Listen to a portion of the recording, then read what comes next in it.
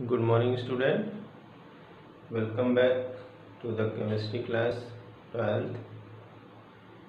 And बच्चों, हम लोग धीरे धीरे अब चैप्टर के एंड में आ गए। पी ब्लॉक का हम लोग का जो है कि ख़त्म होने वाला है और हम लोग जो है लास्ट ग्रुप 18 पढ़ रहे हैं। ठीक है हम लोग 18 ग्रुप पढ़ रहे हैं और इसमें हम लोगों ने जो है कि जनरल प्रॉपर्टी लगभग देख ली है, एक दो को छोड़ करके। और इसमें हमें प्रिपरेशन वगैरह थोड़ा सा देखना है JNR कंपाउंड से रिलेटेड और स्ट्रक्चर देखना है इसमें, और कुछ ज़्यादा नहीं है। कुछ आज हम लोग क्वेश्चन भी देख लेंगे इसमें और ये चैप्टर पूरी तरह से फिनिश हो जाएगा। ये जो पी ब्लॉक एलिमेंट है, हमने पहले शुरू में बताया था कि बहुत ही इम्पोर्टेंट चैप्टर है। थोड़ा लेंदी ज़रूर था, लेकिन ये है कि 8 मार्क्स इसमें हैं।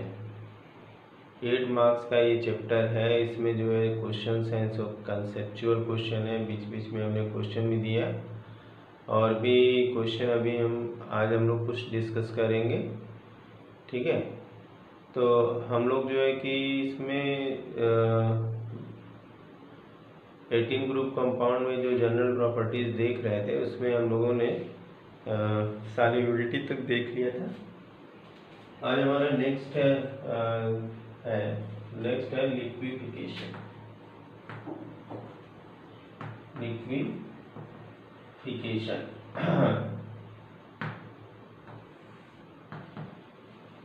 हर एक गैस को लिक्विफाई करने के लिए एक पर्टिकुलर टेम्परेचर होता है। उस पर्टिकुलर टेम्परेचर पे उस गैस को हम गैसियस स्टेट से लिक्विड स्टेट में ले आते हैं।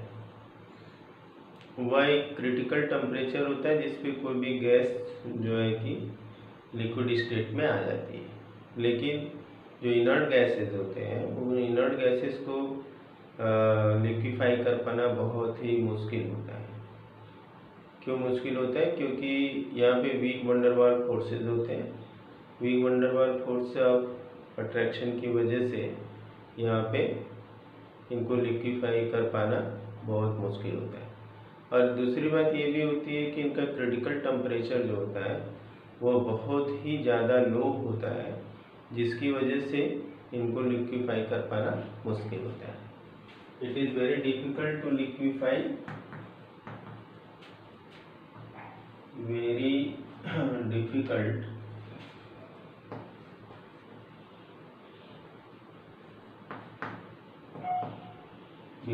to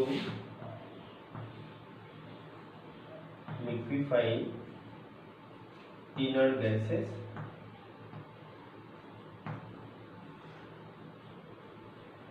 due to weak van der Waals force. Weak van der Waals forces. Okay, second thing ये है कि there critical temperature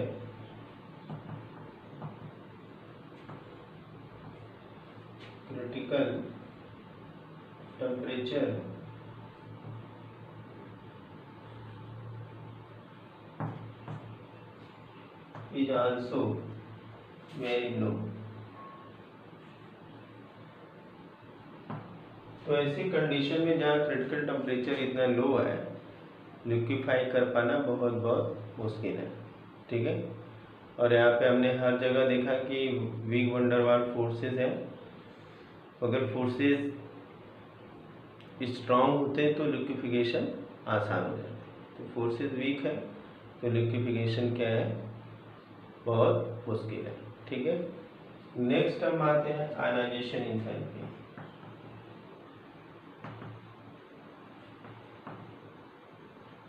ionization enthalpy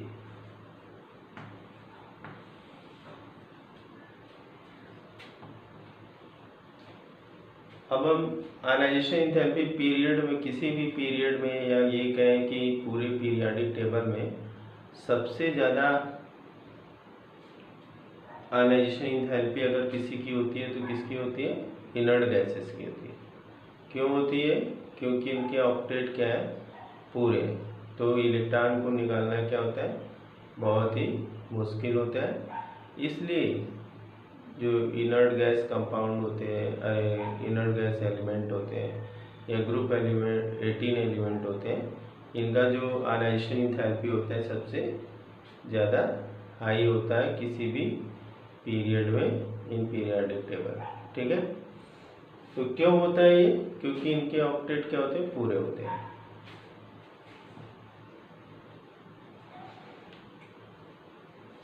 they have highest ionisation enthalpy.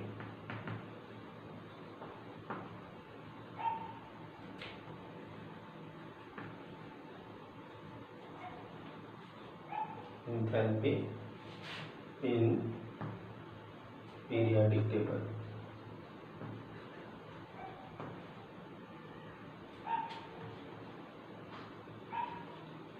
Okay, periodic table में सबसे ज़्यादा इनकी आयनाइजेशन एंथैल्पी होती है। लिख लिया, इसको नोट हो गया, इरेज कर देते हैं।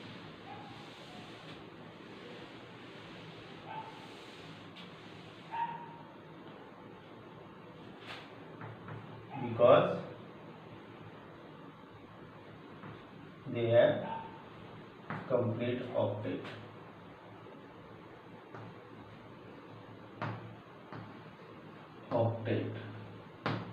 लेकिन ग्रुप 18 में जब हम डाउन द ग्रुप आते हैं, ग्रुप 18 में जब हम डाउन द ग्रुप आते हैं तो क्या होता है? आयनाइजेशन एंथैल्पी डिक्रीज होती है। क्यों होती है? क्योंकि साइज जो है बड़ी होने लगती है। तो जो अट्रैक्शन फोर्स होता है, न्यूक्लियर अट्रैक्शन फोर्स होता है, वो धीरे धीरे कम होता जाता है स्क्रीनिंग इफेक्ट के कारण।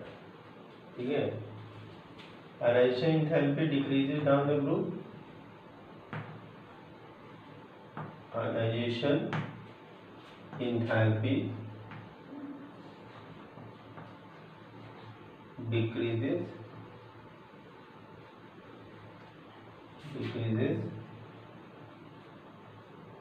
down the group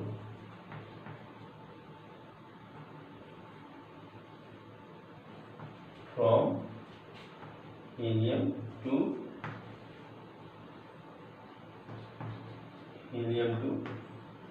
radon। Okay, क्यों होता है? हम लोग जानते हैं क्योंकि जब जाते हैं नीचे साइज बड़ी होती है तो न्यूक्लियस और लास्ट सेल के बीच की की डिस्टेंस बहुत ज़्यादा हो जाती है।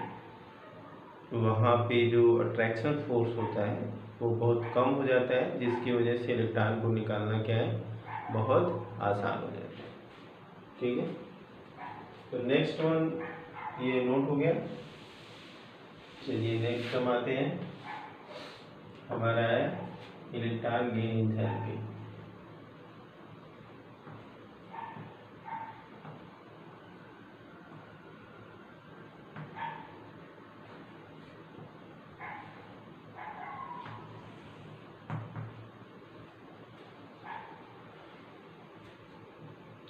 इलेक्ट्रॉन गेन एंथैल्पी की बात करें तो यहाँ पे जो इनर्ट गैस एलिमेंट है इनका ऑक्टेट पूरा है।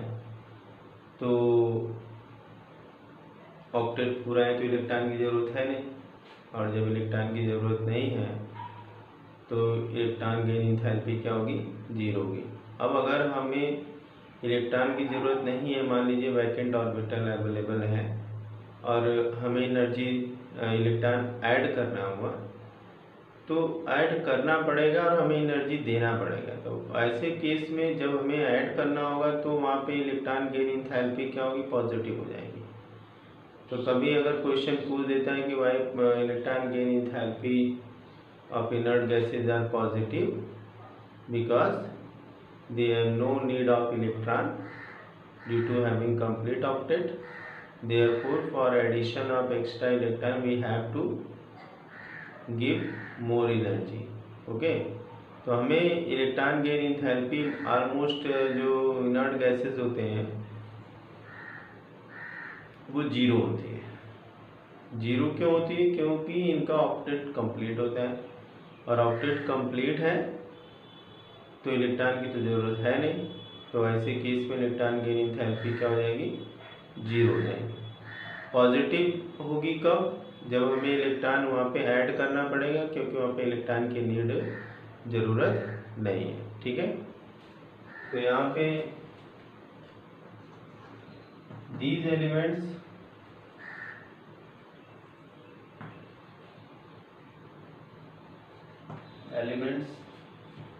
have complete octet.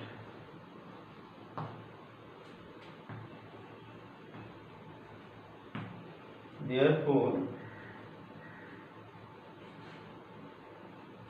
they have no need of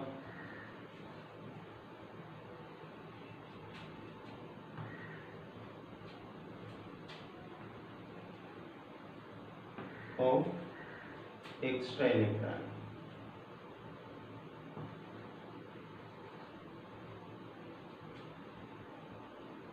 Okay, so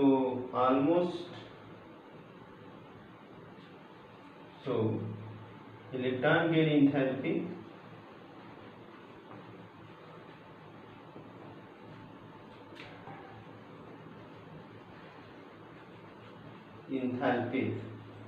is almost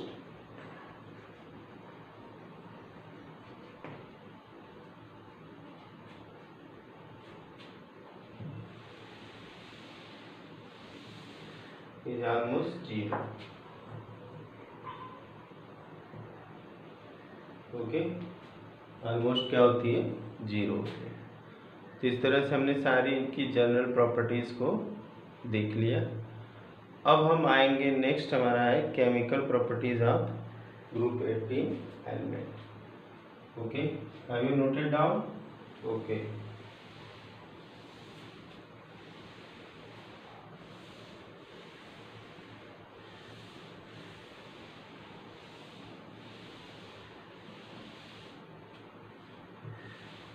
next is the chemical properties.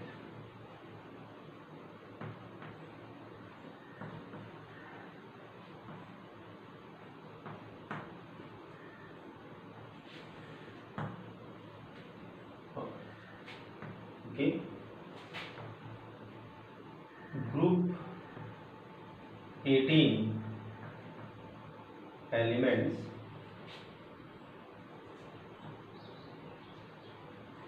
elements are mostly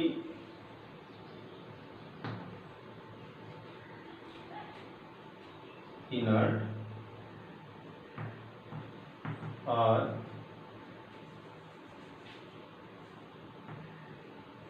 unreactive. Why? Due to complete octet.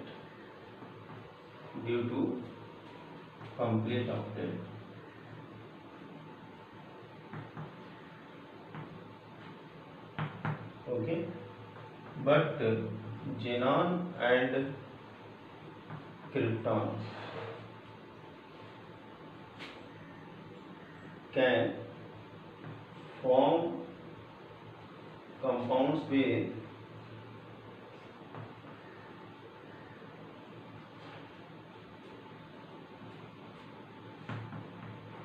oxygen and fluorine.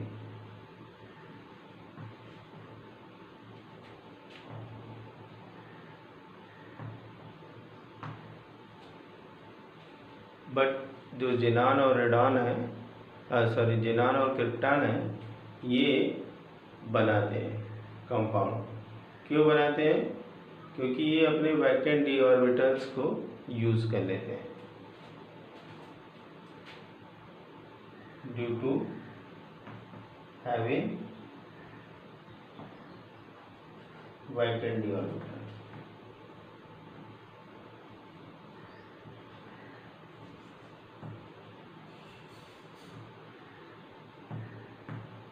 D orbital. Okay, जो पहला Bartlett ने पहला जो compound बनाया था, वो पहला compound था जेनॉन हेक्सा प्लैटिनेट, जेनॉन से बनाया था उन्होंने, ठीक है। इन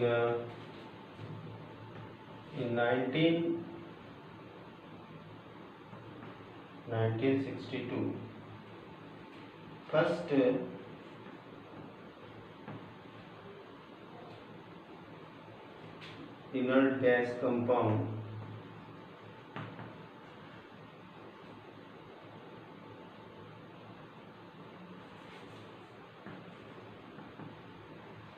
inert gas compound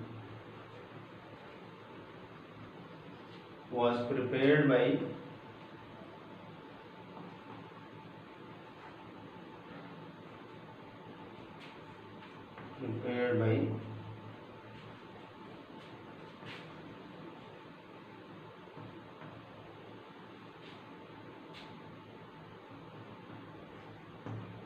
Bartlett, okay.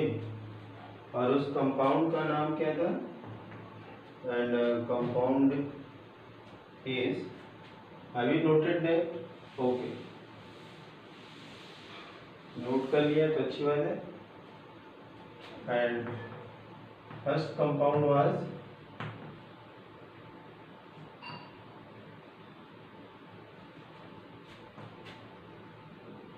was xenon hexa fluoro, xenon hexa fluoro platinate, okay। Formula is HCFPtF6, this is the formula of the compound. ये पहला कंपाउंड था जिसको जो है कि बार्टलेट ने बनाया था लैब के अंदर। यहाँ पे सिंगल एल रहेगा,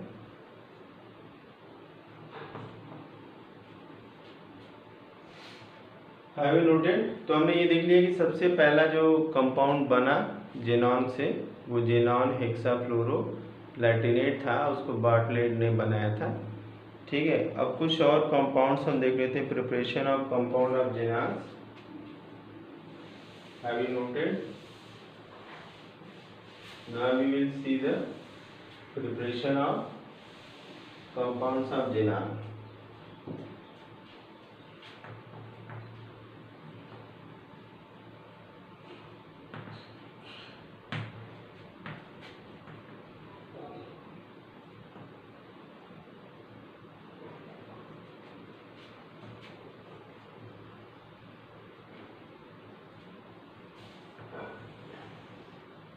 okay, preparation of compound of xenon.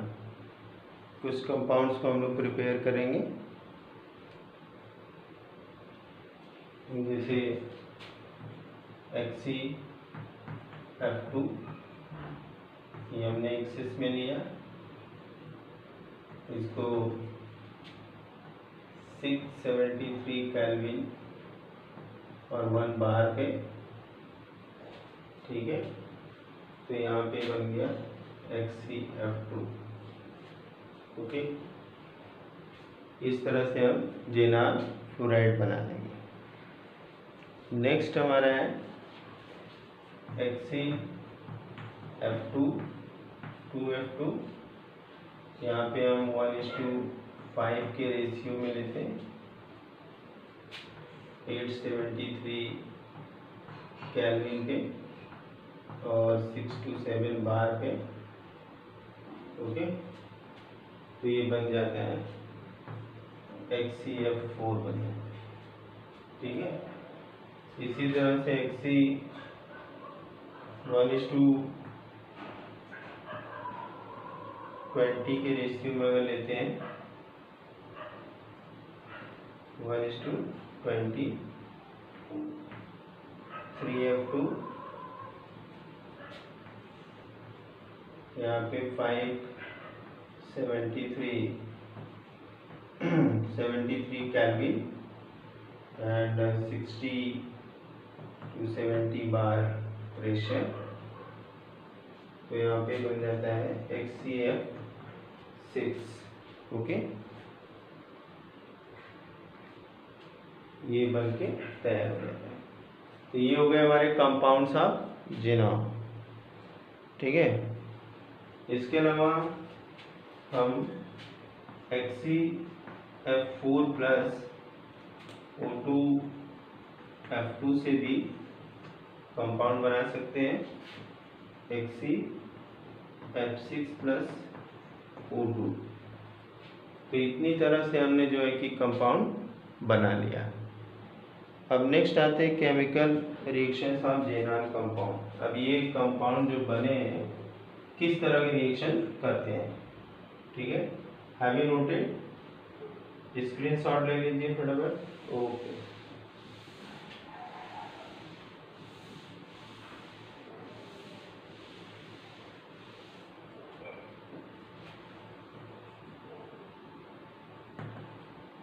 Chemical properties of xenon compound.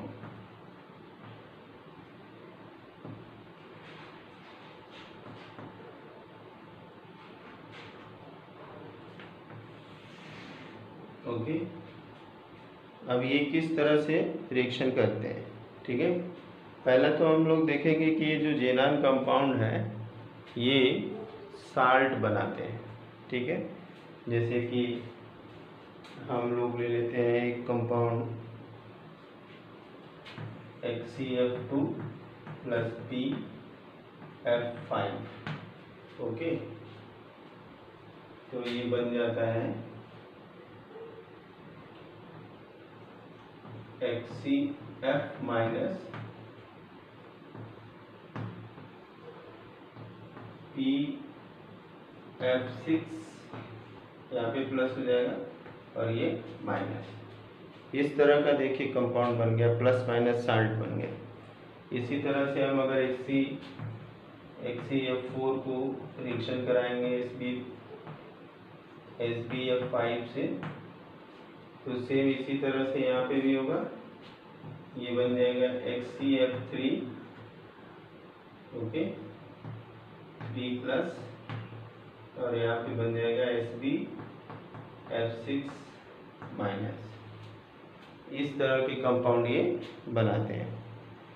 Water के साथ अगर रिएक्शन कराएंगे तो हाइड्रोलिसिस हो जाएगी।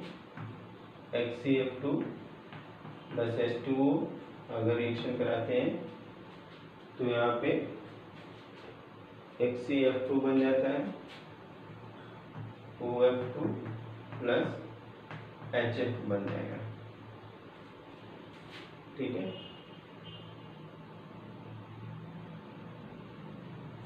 इसको हम 4 ले लेते हैं, यहाँ पे होगा 2। तो इस तरह के कंपाउंड्स बन जाते हैं। कुछ और भी हम लोग देखेंगे। ठीक है, have you noted? Now next HCF6 hydrolyse करेगा तो क्या बनाएगा। ऐसे इसमें के जो रिएक्शंस हैं आते हैं, वो रिएक्शन पूछे जाते हैं, इनकम्प्लीट रिएक्शंस दे दिए जाते हैं और फिर उसके बाद पूछे जाते हैं क्या क्या बनेगा। तो यहाँ पे क्या होगा, HCO2F2 बन जाएगा प्लस 4HF बन जाएगा। ठीक है, सिमिलरली एक रिएक्शन दे रहे, कंप्लीट करिए। 2HCF4 plus H2O okay, hydrolyse होगा तो क्या देगा, 3H2 यहाँ पे हमारा है। क्या बनेगा जरा बताइए, कंप्लीट करके बताइए।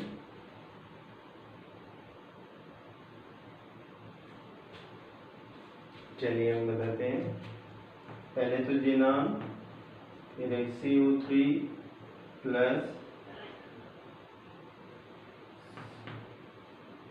6HF प्लस F2 ये कंपाउंड बनेंगे।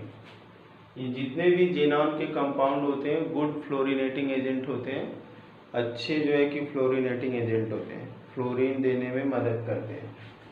ठीक है, एक लास्ट रिएक्शन देख लेते हैं।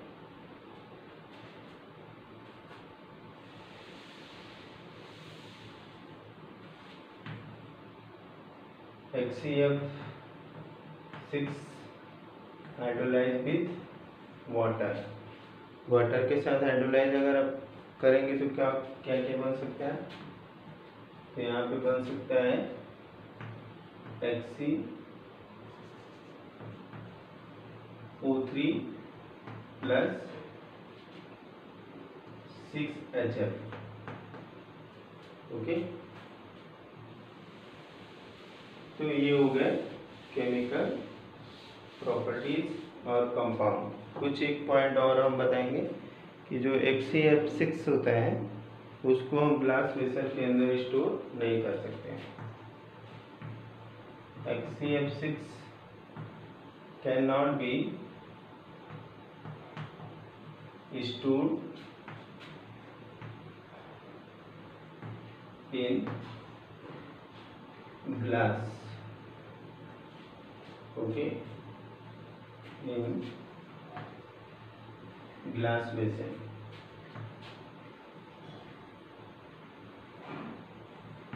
ओके, इसको ग्लास वेसल के अंदर हम स्टोर नहीं कर सकते हैं।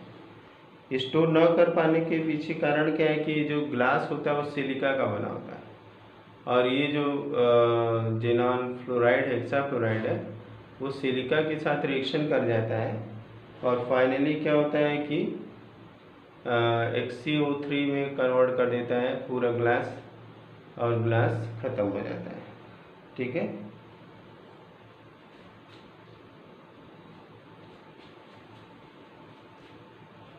because it react with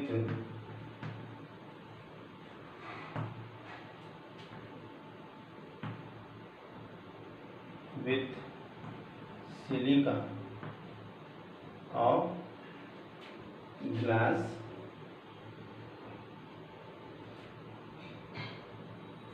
and finally gives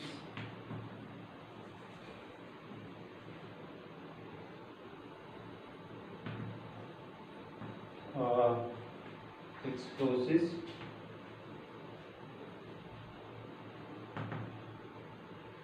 HCO3। ठीक है, लास्ट में क्या करता है, पूरी तरह से रिएक्ट करके खत्म कर देता है। तो नेक्स्ट यहाँ पे हम लिखना चाहें तो एग्जांपल रिएक्शन में लिख सकते हैं।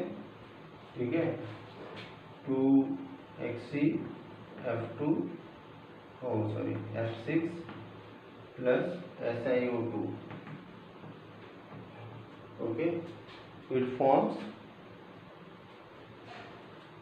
2HCOF4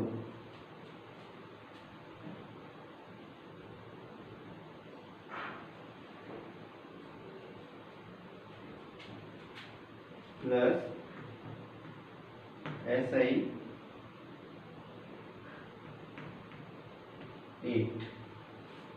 Si8 4। okay, this way it react with the time to time it react।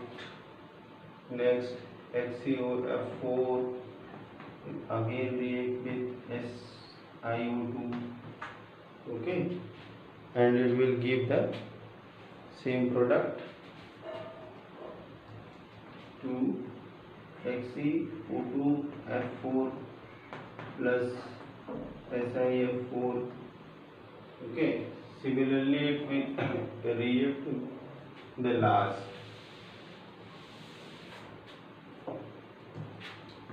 2HCO2F4 once again SiO2 gives what? 2 HCO3 and plus SiF8.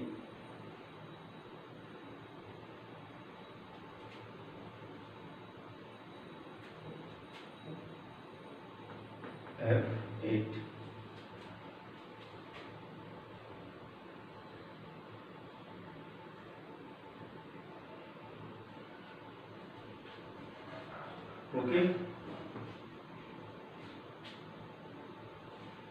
it will give 4 HCF4, some extra fluorine maybe.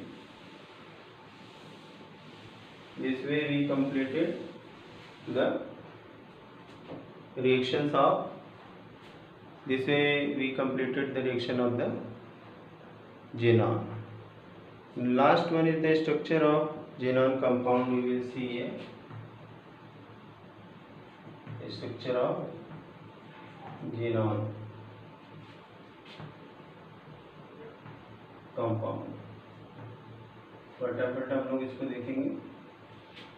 First one is the HCF2. Here is X, here is F, here is F, here is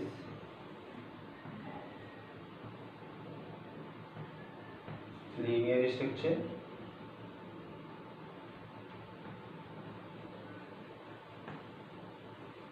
Okay, next HCF4.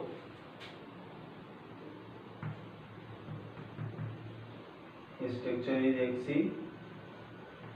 square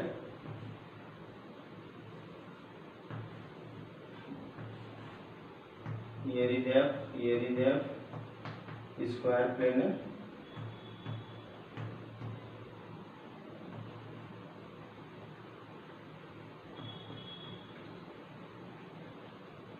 Okay, next one is the HCF5, HCF6.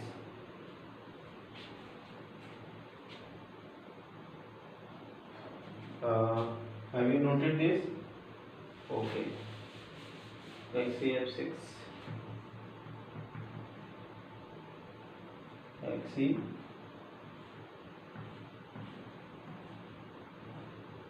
here is F, here is F, here is F, F, F, distorted octahedral.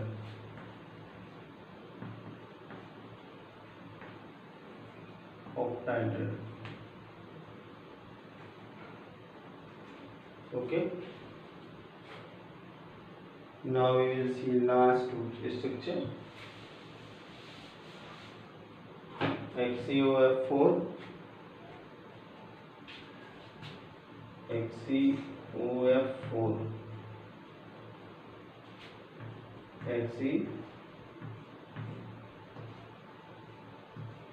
here is 4F,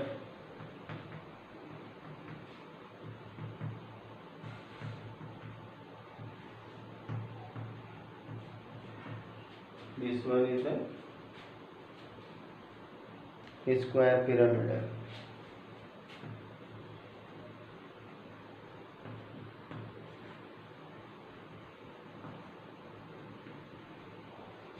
okay, अब इसके बाद next है last structure HCO3, Xc. Okay, and it will be